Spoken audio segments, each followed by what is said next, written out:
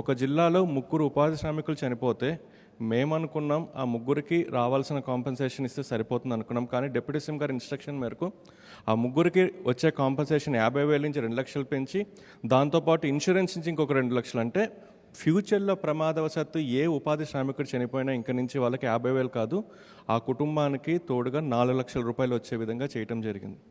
రెండో అనుభవం, పిఠాపురంలో ప్రమాదవశాత్తు ఒక ఎలక్ట్రీషియన్ చనిపోయారు. చనిపోయిన తర్వాత ఆయనకి కాంపెన్సేషన్ ఇచ్చారు. జిల్లా కలెక్టర్ గారు ఫోన్ చేసి సార్ ఆ ఇష్యూ క్లియర్ అయిపోయిందని చెప్పారు.